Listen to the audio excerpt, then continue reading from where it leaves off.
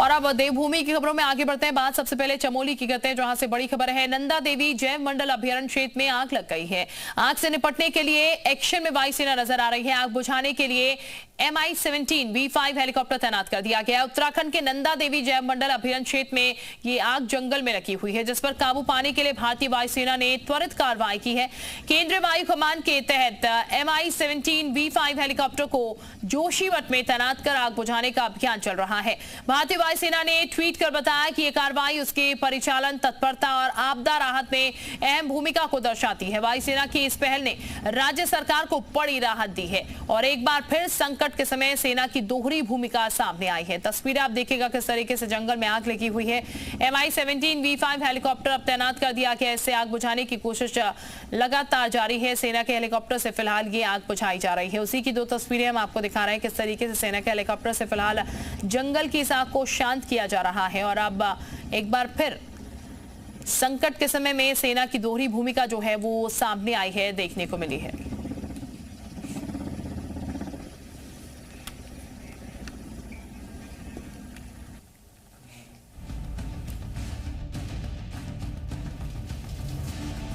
उत्तराखंड में जंगलों की आग अब सिर्फ गर्मियों की समस्या नहीं रही, भयानक सर्दी के बीच भी जंगल धधक रहे हैं।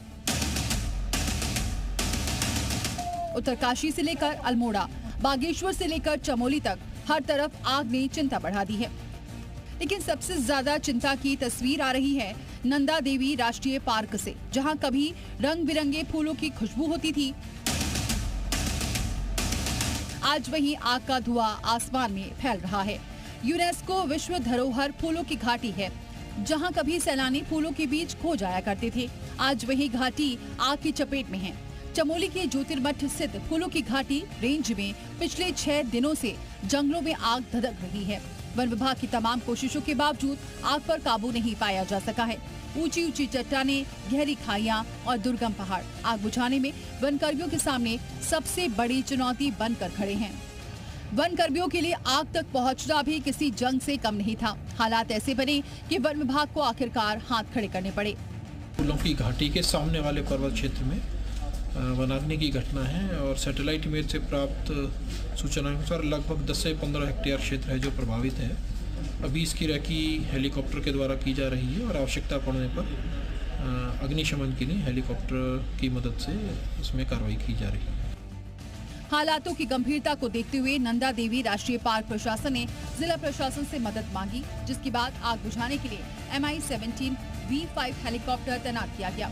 अगर समय रहते आग पर काबू पाया नहीं गया तो न सिर्फ जैव विविधता को नुकसान होगा, बल्कि हजारों दुर्लभ वनस्पतियों और जीव जंतु हमेशा के लिए खत्म हो सकते हैं। कर्णप्रयाग से जी मीडिया के लिए जितेंद्र पवार की रिपोर्ट।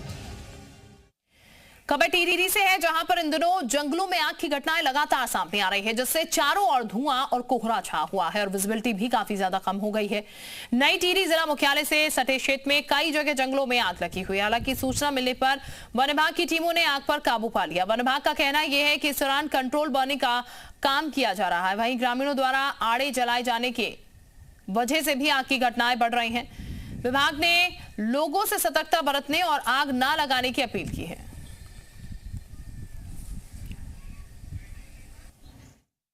तो हमारे द्वारा आजकल कंट्रोल बर्निंग का कार्य किया जा रहा है। इसके साथ साथ देखा जा रहा है कि लोगों द्वारा भी आड़ा फुकान कार्य किया जा रहा है। तो लोगों से भी हम अपील कर रहे हैं कि आड़ा फुकान जब करते हो तो उस समय जब तक आड़ा पूरी तरह से जल ना जाए उस समय तक उस क्षेत्र को न छोड़िए। उसके बाद उस आड़े को पूर्ण रूप से बुझा दीजिए, जिससे वो आग अन्यत्र अन्य जंगल में न फैले। बात उत्तरकाशी की करते हैं, जहां पर भी वर्णावत पर्वत के जंगलों में बीती रात से भीषण आग लगी हुई है, जिस पर वन विभाग अब तक काबू पाने में नाकाम साबित हो रहा है। वर्णावत पर्वत के जंगल धू-धू कर जल रहे हैं, जिससे पूरे नगर क्षेत्र में धुएं का गुब्बार फैल गया है और लोगों को सांस लेने में परेशानी हो रही है। हालांकि गंगा और यमुना घाटी के जंगलों में पिछले कुछ दिनों से आग की घटनाएं सामने आ रही है, लेकिन जनपद मुख्यालय के इतने नजदीक आग लगने के बावजूद काबू न हो पाना चिंता का विषय बना हुआ है। तो फिलहाल जंगल धधक रहे हैं, क्यों धधक रहे हैं, ये एक बड़ा सवाल इस वक्त बना हुआ है। हिमालय क्षेत्र में ठंड के मौसम में भी आग नजर आ रही है। तो धुएं से विजिबिलिटी कम हो रही है, जंगली जानवरों को नुकसान हो रहा है। बिना सीजन के आग लगी। अगर फायर सीजन होता तब तो ये संभाल नहीं पाते, और आज इतनी आग है कि धुआं धुआं हो रखा, न तो बारिश हो रही है, कुछ भी नहीं हो रहा, और धुआं। और इस आग को आज जब डाउन सीजन में, जबकि दुनिया भर का मॉइस्चर है, पाला पड़ रहा है, और उसके बाद भी आग पे काबू नहीं कर पा रहे हैं। बड़ा दुर्भाग्य है हम लोगों का, आम जनमानस का, कि देखिए पहले ही जो इतना कहर जो है, पहले बारिश ही नहीं हो रही आप, और फिर उसके बावजूद जो है, जो सबसे ठंडे महीने दिसंबर और जनवरी का होता है, उस समय जो है आग लगी। और सबसे बड़ा दुर्भाग्य है कि मुख्यालय के इतने नज़दीक पे आग लगी। तो क्यों धधक रहा है जंगल, ये आपको बताते हैं, क्योंकि लगातार जंगल धधक रहे हैं और सवाल भी खड़े हो रहे हैं। लंबे समय तक सूखा और कम बारिश इसकी एक बड़ी वजह है, जिसके चलते जंगलों में आग लग रही है। इसके अलावा ग्लोबल वार्मिंग, वैश्विक तापमान बढ़ने के कारण सर्दियों का चक्र जो है वो प्रभावित हो रहा है, जिसमें विंटर फॉरेस्ट फायर की घटनाएं ज्यादा हो रही हैं। इसके साथ आपको बता दें, लंबे समय तक सूखा और कम बारिश या बर्फबारी नहीं होने से सूखा कचरा जो है उसमें भी आग लगती है। हवा में नमी की कमी, ठंड के मौसम में शुष्क हवाएं चल रही हैं, जो कि एक बड़ी वजह यहां पर बनता हुआ नजर आ रहा है। एक छोटी सी चिंगारी भी आग का रूप ले लेती है। इसके अलावा लोगों की लापरवाही, अधिकतर जो लोग हैं वो जानबूझकर भी आग लगा देते हैं। इसके अलावा जलती हुई बीड़ी, सिगरेट या कैंप फायर भी इसका कारण बनता है। लोगों की लापरवाही एक बड़ी वजह है। चीड़ के पेड़, पहाड़ी इलाकों में भारी मात्रा में चीड़ के पेड़ होते हैं और यहाँ पर आग बहुत जल्दी ये चीड़ के पेड़ पकड़ते हैं, ज्वलनशील होती है इनकी सूखी पत्तियां, और इसीलिए ये भी एक बड़ा कारण है आग लगने का।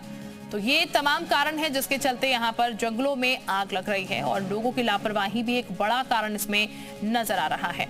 रामनुज इस वक्त हमारे साथ ज्यादा जानकारी के साथ जुड़ चुके हैं। रामनुज का सीधे रुख कर लेते हैं। रामनुज, इस वक्त जब पूरे देश में ठंड का कहर बरप रहा है, पहाड़ जल रहे हैं, पहाड़ के जंगल जो हैं वो जलते हुए नजर आ रहे हैं, और इतनी ज्यादा आग लगी हुई है कि यहाँ पर सेना को उतरना पड़ रहा है इसको काबू करने के लिए।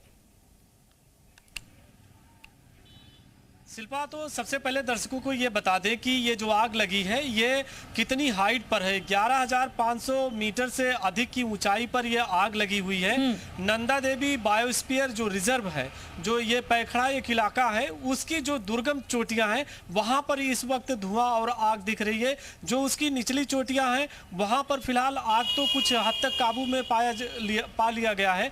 और दूसरी तरफ सेना के जो जवान है MI-17 और उसके सेना के हेलीकॉप्टर के जरिए पानी का छिड़काव करके आग पर काबू पाने की पूरी कोशिश की जा रही है। लेकिन बड़ी दिक्कत इस बात की है कि हाई एल्टीट्यूड्स पे मौसम बदला हुआ है, और जिसकी वजह से पूरी तरह से सेना के हेलीकॉप्टर के जरिए आग पर काबू नहीं पाया जा रहा है। ये तो पूरा क्षेत्र है जहां पर इस वक्त आग लगी है। बगल में फूलों की घाटी भी है, और जहां देश विदेश के सैलानी उसको देखने के लिए आते हैं। अगर आग ज़्यादा फैलती है तो वहां पर इसका असर फैल सकता है, और इसकी वजह से कई तरह की दिक्कतें आ सकती हैं।